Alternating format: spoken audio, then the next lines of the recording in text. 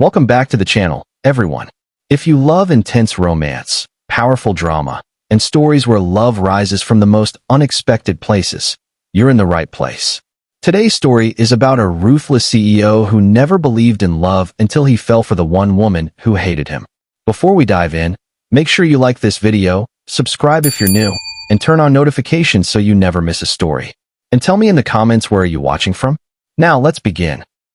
He built an empire on control, numbers, and fear until the only woman who dared to stand against him looked him in the eye and said, "You destroyed my family." And instead of walking away, he fell. Adrian Vale stood at the head of the glass boardroom, skyline stretching behind him like a kingdom. "Cut the losses," he said calmly. "Emotion doesn't balance sheets." No one argued.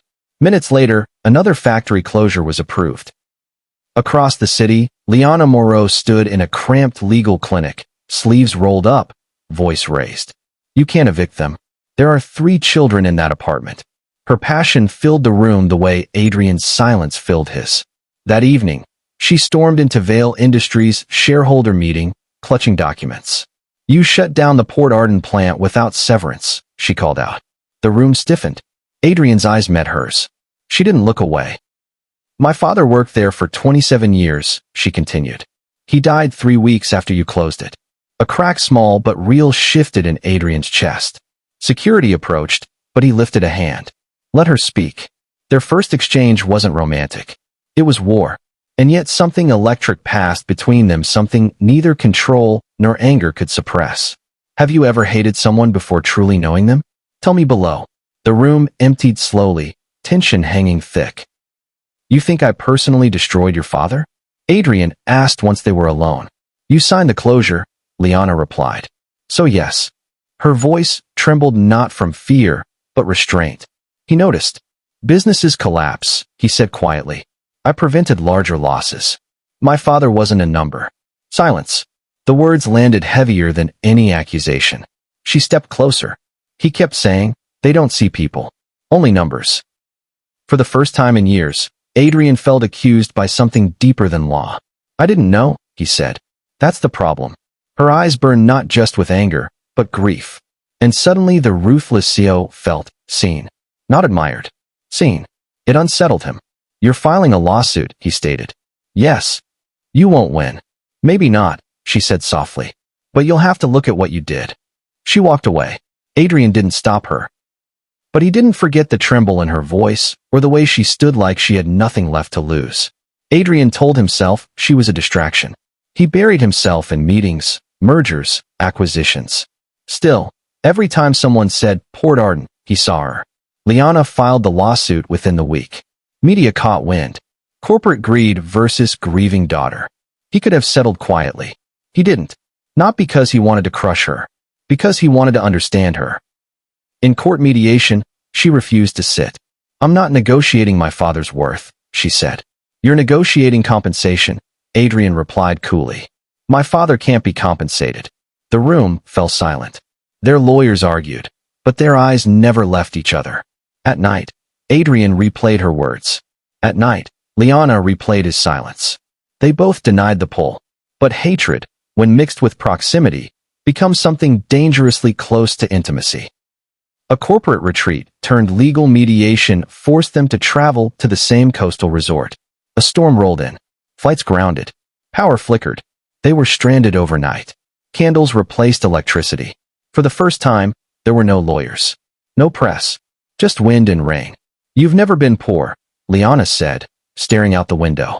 "You're wrong," Adrian replied. She looked at him. "My father lost everything when I was 14. Bankruptcy. Foreclosure." She blinked.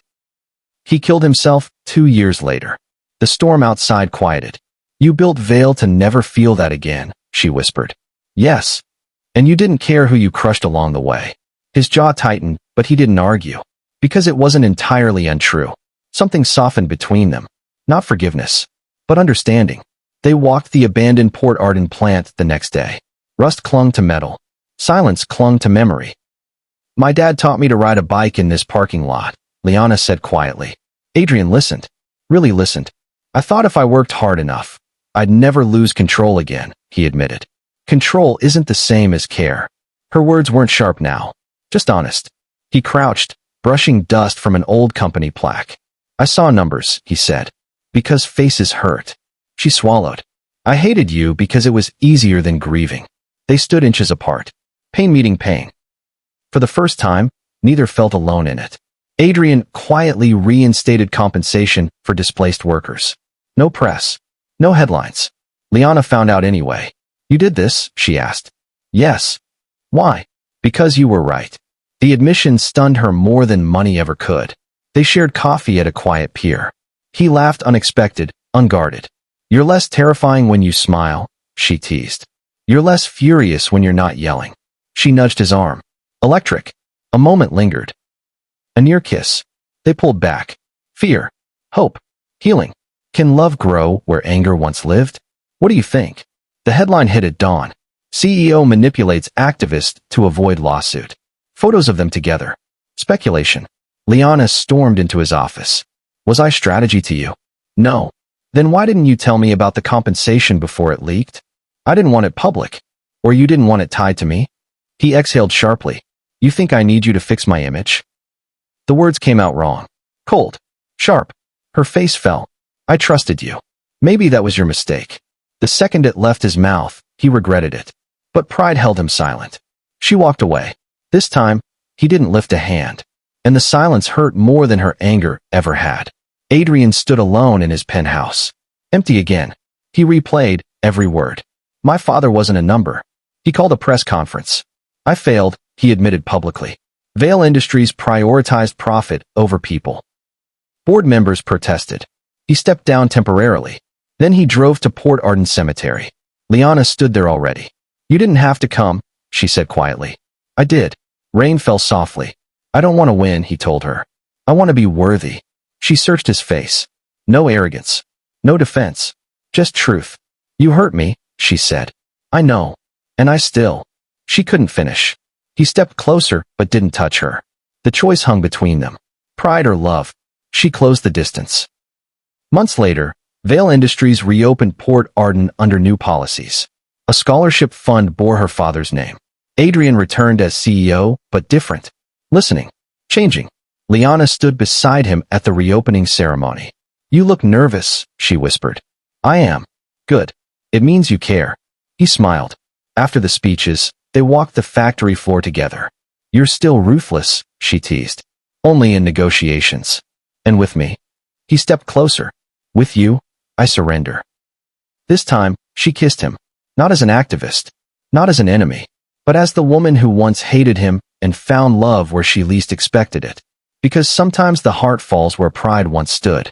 And when it does, it chooses love at last.